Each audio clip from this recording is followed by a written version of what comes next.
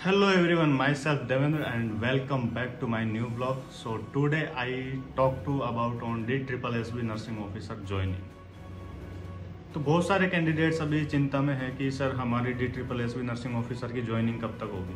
तो जैसा कि हम देख सकते हैं कि पिछली 6 जुलाई को विज्ञान भवन नई दिल्ली में वहाँ पे एक प्रोग्राम रखा गया था जिसमें जितने भी नर्सिंग ऑफिसर्स थे उनको ज्वाइनिंग लेटर के लिए वहाँ पे बुलाया गया। लेकिन कुछ कैंडिडेट्स ऐसे थे जो सिलेक्टेड कैंडिडेट्स एवरी हॉस्पिटल से 3 या 4 कैंडिडेट्स ऐसे थे जिनको वहाँ पे स्टेज पे बुला के ज्वाइनिंग लेटर दिया गया और फाइनली उन कैंडिडेट्स ने वहाँ पे next with in 1 to 2 days में वहाँ पे ज्वाइन भी कर लिया है और अभी करंटली वो वर्क कर रहे हैं। और जितने भी हॉस्पिटल्स है जैसे जीटीबी हो गया और जीबी पंत हो गया, तो इन 2-3 हॉस्पिटल में लगभग नर्सिंग ऑफिसर्स की मैक्सिमम ज्वाइनिंग हो चुकी है यहाँ पे।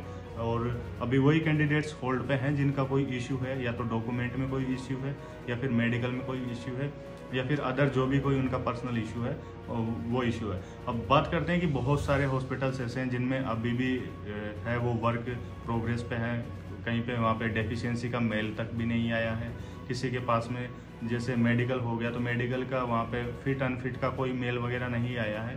तो यहाँ पे मुझे लगता है कि आई थिंक मिड अगस्त या लास्ट वीक ऑफ अगस्त तक लगभग सब हॉस्पिटल्स में यहाँ पे ज्वाइनिंग होना स्टार्ट हो जाएगी। अब बहुत सारे कैंडिडेट्स का सवाल ये है कि क्या सर जो हॉस्पिटल हमें अलॉटमेंट हुआ है क्या हम वहाँ पे जाके एक बार विजिट कर सकते हैं? जी हाँ, अगर आप दिल्ली से हैं तो बेशक आप हॉस्पिटल में जाके अपनी विजिट कर सकते हैं कि क्या आपकी डेफिशिएंसी है और उसको वहाँ से आप तुरंत प्रभाव से कलेक्ट कर सकते हो। अदरवाइज़ आप अदर स्टेट से हो या फिर दिल्ली से बहुत दूर हो तो फिर आप सोच सकते हो। ये आपके ऊपर है डिसीजन कि आपको हॉस्पिटल में कांटेक्ट करना है या नहीं करना है। ये मैं नहीं कह सकता कि आप आइए, लेकिन मैं गया था यहाँ पे हॉस्पिटल अभी थर्सडे को, तो उन लोगों ने मेरे को ये बताया था कि अभी डेफिशिएंसी कलेक्ट करने के लिए जो स्टूडेंट्स हैं वो आ रहे हैं और अपनी डेफिशिएंसी कलेक्ट कर रहे हैं। और मेल के लिए अभी हमें यहाँ पे 10 से 15 दिन का टाइम लग सकता है। तो मैं बता देना चाहता हूँ आप लोगों को कि अगर आप मेल के भरोसे बैठे हो तो मेल के भरोसे आपको यहाँ पे 10 से 15 दिन का अभी वेट और करना पड़ सकता है, क्योंकि वहाँ का जो प्रोसेस है वो उनके अकॉर्डिंग चल रहा है, जैसा भी है, स्लो है, फास्ट है। और मेडिकल की बात तो रही, मेडिकल की बात तो मेडिकल का मैंने पूछा था तो मेडिकल की अभी तक उन लोगों के पास रिपोर्ट्स भी नहीं आई है कि आप फिट है या अनफिट है। जब भी उन्होंने बोला है कि जब भी हमारे पास रिपोर्ट्स आएगी तो उसका भी हम मेल कर देंगे आप लोगों के ऊपर, आप मेल चेक करते रहिएगा। तो हम तो भाई मेल एक दिन में कम से कम 20 से 30 बार मेल चेक करते हैं, लेकिन कोई भी मेल वहाँ पे हमको देखने को नहीं मिलती। नेक्स्ट हम बात कर लेते हैं कि ज्वाइनिंग का प्रोसेस क्या है। तो ज्वाइनिंग के लिए मैंने पूछा था, तो ज्वाइनिंग के लिए मुझे ये बताया गया था कि at the time of joining आपको प्रोविजनल डीएनसी सबमिट करवाना पड़ेगा। जी, अगर आपने वहाँ पे अपॉइंटमेंट डेट ले रखा है डीएनसी अप्लाई करके तो आप अपने अपॉइंटमेंट डेट पे जाके वहाँ पे ऑफलाइन वेरीफाई करवा सकते हो। अदरवाइज आप ऑनलाइन भी प्रोविजनल डीएनसी के लिए उनको मेल कर सकते हो कि आप जैसे डीएनसी सपोर्ट या डीएनसी रजिस्ट्रार का जो मेल आईडी है उस पर आप पर्सनल अपनी अपॉइंटमेंट डेट से पहले ही आप उनको मेल कर सकते हो कि सर मेरा ऐसा ऐसा ज्वाइनिंग का प्रोसेस है और मुझे अभी मतलब बहुत अर्जेंट है। तो वो लोग आपको अपॉइंटमेंट डेट से पहले ही प्रोविजनल बना के दे देंगे। अगर या तो आप वहाँ पे ऑफलाइन जाके वेरीफाई करवा सकते हो या फिर आपको वो ऑनलाइन बना के जो डीएनसी की साइट है वहाँ से आप डाउनलोड कर सकते हो। तो यहाँ पे प्रोविजनल का जो समस्या थी वो समाधान उसका हो जाएगा और अभी मेल आने में बहुत टाइम लगने वाला है, क्योंकि 10 से 15 दिन का टाइम यहाँ पे लग जाएगा। और रही बात ओबीसी एनसीएल के लिए, तो ओबीसी एनसीएल के लिए मैंने पूछा था वहाँ पे, तो ओबीसी एनसीएल के लिए मुझे ये बताया था कि यहाँ से हमने फाइल ट्रांसफर्स कर दी है जितने भी कैंडिडेट्स हैं ओबीसी एनसीएल इशू वाले। अब हायर अथॉरिटी से क्या हमारे पास रिप्लाई आता है तो उसके अकॉर्डिंग हम वहाँ पे उनकी लिस्ट निकालेंगे कि उनको रिजेक्ट करना है या फिर एक्सेप्ट करना है। तो ओबीसी एनसीएल का भी इशू यहाँ पे समाप्त हो जाएगा। सो पूरी इस प्रोसेस में मुझे लगता है कि अभी मिड अगस्त या लास्ट वीक ऑफ अगस्त में हमको ज्वाइनिंग तक मिलने वाली है, इतना हम एक्सपेक्ट कर सकते हैं।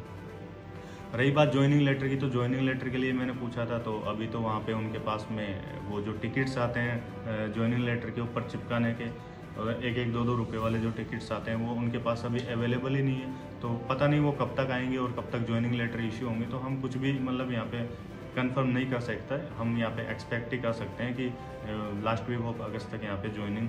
और मैंने बोला था कि सर अदर हॉस्पिटल्स में ज्वाइनिंग हो चुकी है, तो वो बोल रहे थे कि भाई अदर हॉस्पिटल से हमको कोई लेना देना नहीं है, हम तो हमारे हॉस्पिटल्स का जो रूल है, जो गाइडलाइंस है जो अथॉरिटी है हमको दे रखी है उसके अकॉर्डिंग हम वर्क कर रहे हैं। अदर हॉस्पिटल से हमें नहीं पता कि किन की ज्वाइनिंग हुई है और किस में नहीं हुई। हम तो हमारी प्रोसेस के अकॉर्डिंग ही यहाँ पे है वो रूल को फॉलो करेंगे।